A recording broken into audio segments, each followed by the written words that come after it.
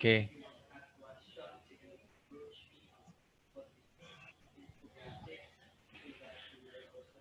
Okay, I'm going to introduce to you to parang ano, it's a practice in literature where we criticize. This is literary criticism. We are going to criticize of different texts using different lenses. Okay? So, before we start, let me ask you, how do you criticize? Okay. Shikay Nani, how do you choose your dress? Paano ka magpili og dress nimo Shikay Nani?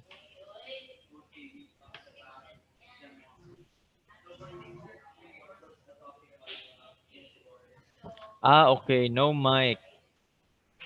Ah, iba na lang. Akla. Ariel Jr. Paano ka magpili Sir, og sanina?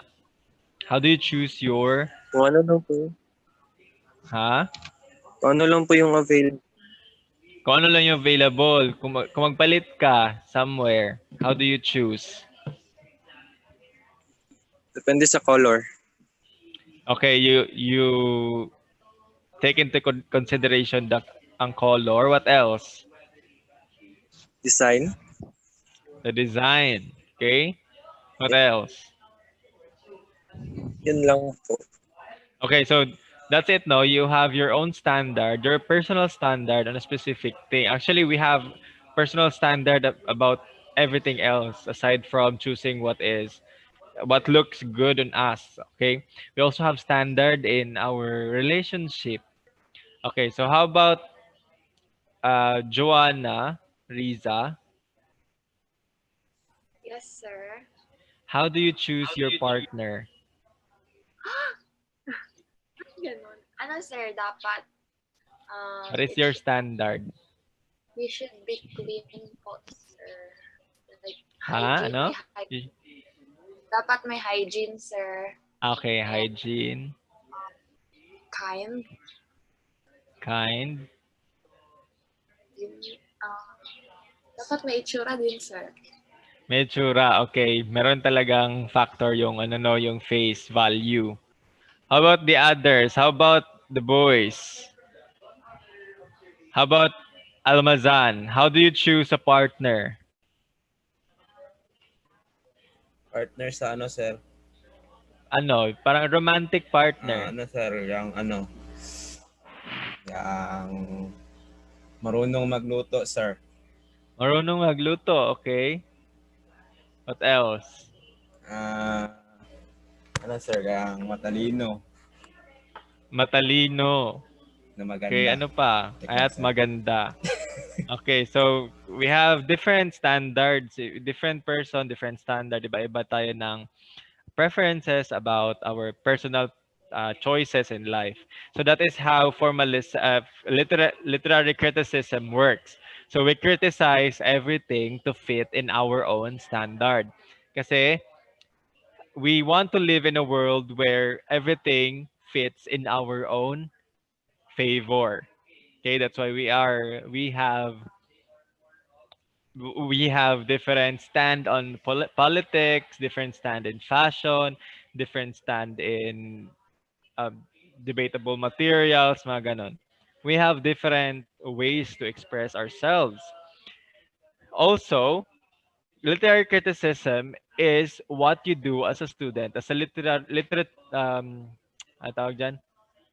Uh, students, as you, literary students who studies literature. Okay? So that is generally your purpose. We are going to ask you to analyze a text. Okay? And this is literary criticism. We always do this in our everyday life, and whatever you choose is your own preference. Okay? And we do not just say parang ano, di lang ta magsigingon about mga bagay-bagay. We have to use different lenses.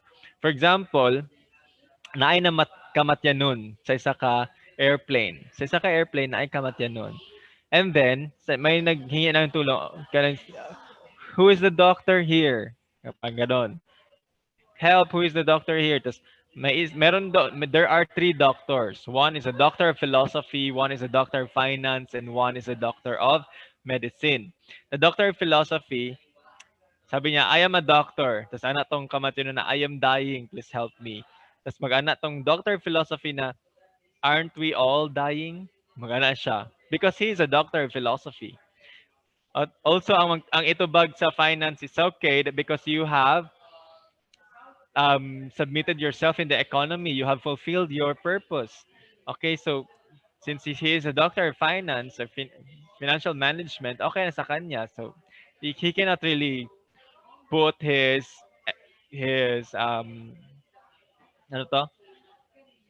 Expertise in that kind of situation. Pero the right person to ask is the person who is a doctor of medicine kasi that is the fit profession that you need to have to save a life.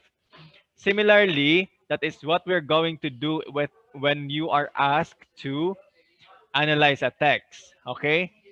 When I give you a poem or a short stories or a novel, I will ask you na, hey, analyze this. Okay? So anong gagamitin mo? You have different choices, different varieties of choices on how you are going to analyze this. First choice is you have the formalism. Of course, if it is proper and fitting. Formalism kasi class ano to siya? You can parang muro na siya kuan. You can apply this in any occasion. You can use this in any text. Formalistic approach or formalism. And that is what I'm going to teach you on how to analyze a text using formalistic approach. Okay? So what is formalism? I have here a picture. So what can you say about the picture? Meron bang volunteer? Do we have a volunteer? How do you analyze this picture? What can you say about the picture? We have hydrosphere, geosphere, biosphere, atmosphere. Wala?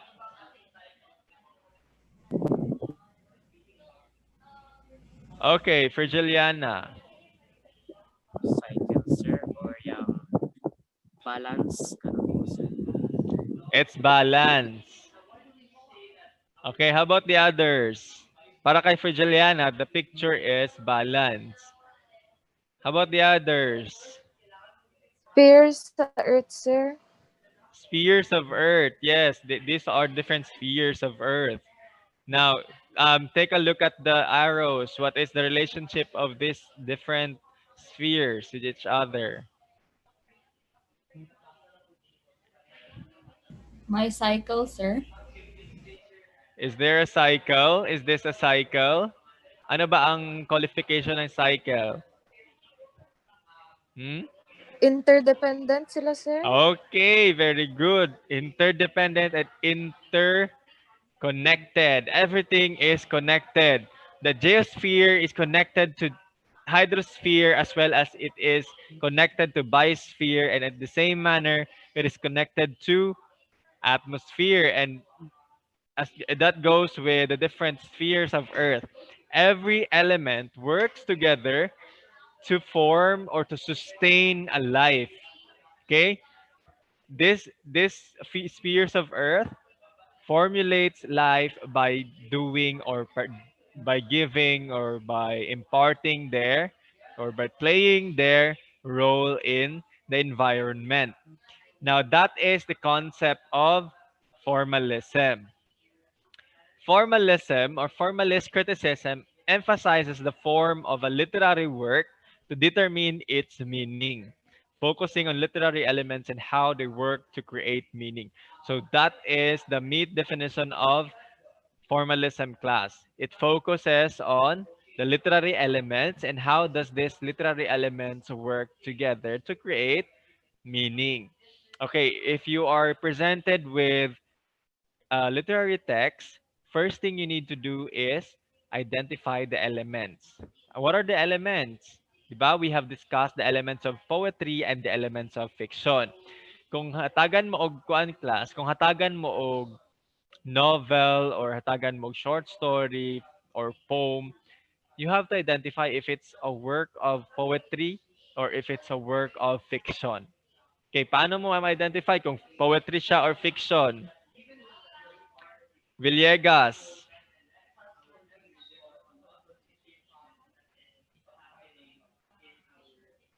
Sir? Villegas. How do you identify if it's a work of poetry or a work of fiction? Kasi mo ng first step in in criticizing using formalism. Identify natin siya kung work of fiction ba siya or work of poetry. So paano mo siya ma-identify? Ang poetry, sir, kasi nag-use sila ng parang specific yung words, good sir. Like, kung sa Tagalog, sir, nag-use sila ng malalim na words. And then, ang fiction, sir, is parang nag-tell lang siya ng story na galing sa imagination ng author. Okay, very good. So in terms of language, that is the difference between the two. One is the poetry class, it mura siya matatalinhaga, ganon. It has deeper meaning. Pero yung fiction, it's a narration by parang ano siya, vernacular. Kung unsa lang kung paano kayo magsalita in everyday language, yun siya. Also, in terms of form, naka-paragraph yung fiction and then yung poetry naka-stanza. Okay? That's how you identify it. That is the first step. Remember that. The second one is you need to know that a text is a completely separate and individual entity, meaning it is not if affected by the background of the author, the time it was published or the period. For example, it was written mga Elizabethan era or Old English, mga ganon. It's not affected by those things as well as the social settings where it was published. Okay? You have to know na yung literary text na gina-analyze mo is it could exist on its own without the influence of anything else. Okay? And also it employs close readings of text and analysis of the effects of literary elements and techniques of the text. So it is the relationship between you and the text alone. You as a critic and the text as being the literary material. Okay? So the first step is identify kung work of fiction or kung work of poetry ba siya. After that, if you have identified those, now you have to proceed to the elements. Okay? Kung work of fiction siya class, of course, ang pangitao ninyo is mga elements of fiction. Pero kung work of poetry naman siya, ang pangitao ninyo is elements of poetry. Do you understand? So that is how you analyze a text. After you identified all of the elements, matapos nyo identify all of the elements, you will now conclude a generic or general meaning. Kung unsa jud ang iyang meaning as a whole. Okay, those are three steps for you to analyze for using formalistic approach. Okay, do you understand? Do you have any questions? No, sir. Wala. Okay, very good. You have understand the kung paano mag-analyze using formalism. Okay, now I have here the PT the Beautiful by Donna Goya. Would you like to work individually or would you like to work by pair? Class, would you like to work individually? Silence means yes.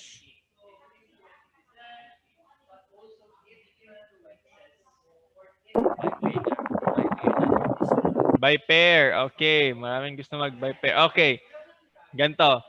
You grab your partner. Kayo na bahala sa partner nyo. Pero kung wala kayong partner, you work alone. Okay? Bawal tatlo. Dalawa lang. Kung wala kang partner, you work alone. Okay.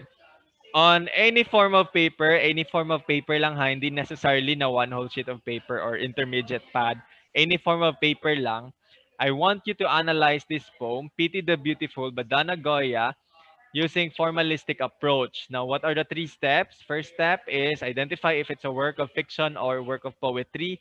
Next is identify the elements. Third is make an analysis, okay, based from the meaning. Okay? So we will end by 12 tayo mag-end. So I'll give you 15 minutes to analyze this. 11:55, I will call someone to analyze the text for us. Kung paano niya gi-analyze using formalistic approach. Okay? I will call somebody else. Anyone, random lang. And then after that, you will submit your output, whatever it is. You will submit it on our Google Classroom. This is worth 20 points. You can only submit it this day. Okay? Yung mga classmates niyo na nawala, pwede niyo sila tulungan. Okay, you can work now. I'll be here. I'll be waiting if you have any questions or whatever. Okay? Work now.